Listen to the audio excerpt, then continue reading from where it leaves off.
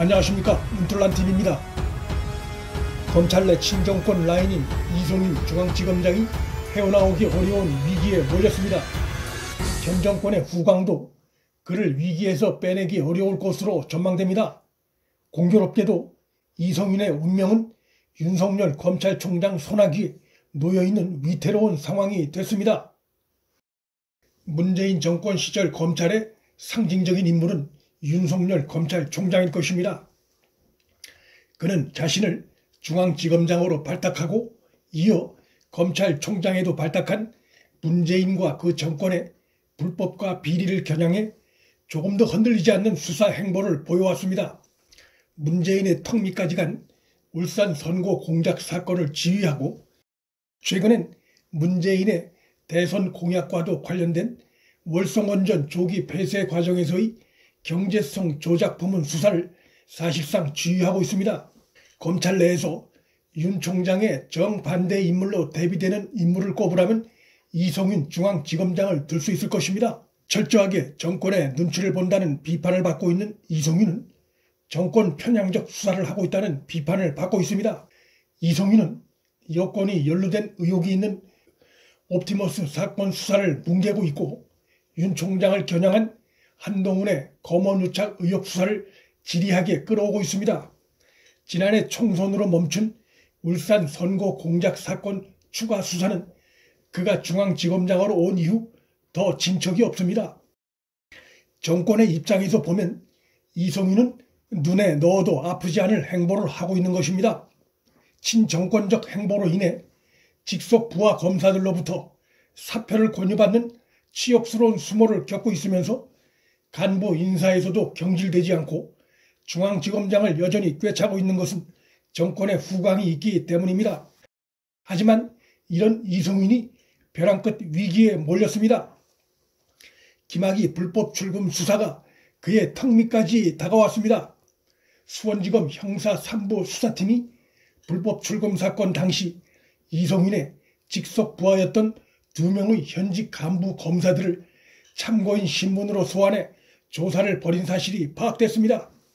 놀라운 것은 둘 중에 한 명은 현 수사팀의 직속 상관인 문홍성 현 수원지검장이란 점입니다.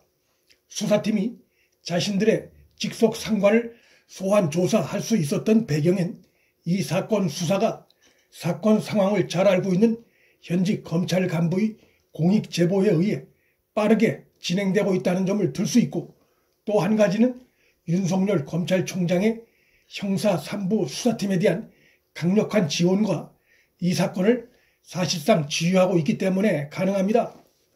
비록 참고인 신분이긴 하나 자신의 직속 부하 검사로부터 직속 상관이 조사를 받는 일은 매우 이례적인 일입니다.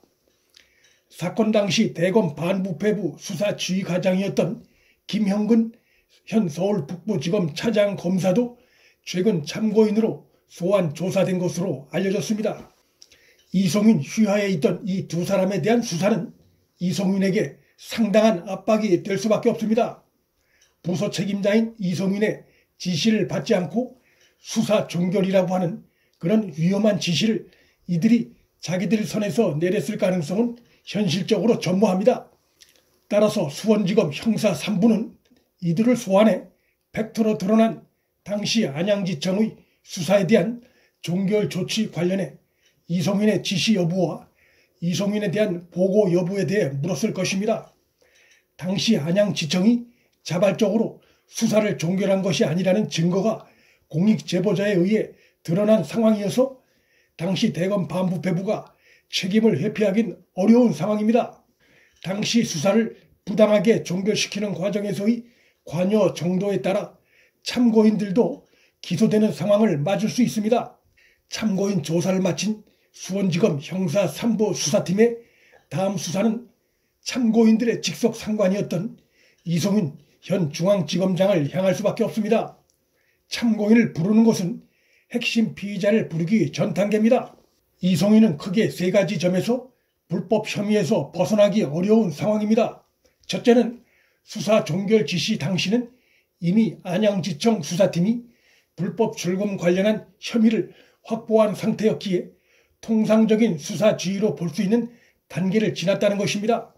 둘째, 당시 수사를 일시 중단시킨 것이 아니라 아예 수사를 종결시키는 구체적인 지시를 내린 것이 공익 제보에 의해 드러났기 때문입니다. 수사팀이 수사를 종결시키는 데 필요한 문구까지 대검 반부패부에서 일선 수사팀에 내려보낸 사실이 공익 제보에 의해 드러났습니다. 당시 대검 반부패부 일부 관련자들은 그런 문구를 내려보낸 사실이 없다고 주장하고 있는 것으로 알려졌는데, 공익 제보자는 이에 대해 수사를 하다 보면 다 드러날 것이라고 자신감을 나타내고 있습니다. 마지막으로 셋째, 이송인이 당시 검찰총장이던 문무일 총장에게 사전이든 사후든 관련된 보고를 하지 않고 지시도 받지 않은 채 이를 독단으로 처리한 정황이 최근 드러났기 때문입니다. 문무일 당시 총장은 최근 이와 관련된 보도에 대해 아무런 입장을 밝히지 않아 사실상 보도 내용을 인정했습니다. 이러한 상황은 이송인에 대한 지시자가 있다면 그는 문무일 전 총장이 아니라 검찰 밖의 인물일 가능성이 높다는 것을 시사하는 상황이기도 합니다. 따라서 조만간 있을 이송인 소환 조사는 검찰 밖의 이송인 윗선에 대한 수사로 가기 위한 전 단계에 해당한다 할 수 있습니다. 이송인은 외관상 현 정권의 후광을 얻고 잘 버티고 있는 듯이 보이나 그를 향해 조여오는 수사를 볼 때 매우 위태로운 상황에 놓여 있습니다. 이송인은 부당한 수사 종결 혐의뿐만 아니라 불법 출금 뒤에 동부지검에 가짜 내사 번호를 승인해 줄 것을 요청한 혐의도 받고 있어 그가 기소되는 상황을 명키 어려워 보입니다.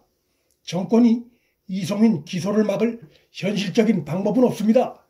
있다면 윤석열 총장에 대해 또다시 이 사건 수사 지휘권을 배제하고 수원지검의 결재 라인을 확실한 친정권 라인으로 물갈이하는 방법이 있을 수 있으나 이미 정권이 정기 간부 인사 시기를 놓쳤고 수사 지휘권을 배제하기엔 명분도 없습니다.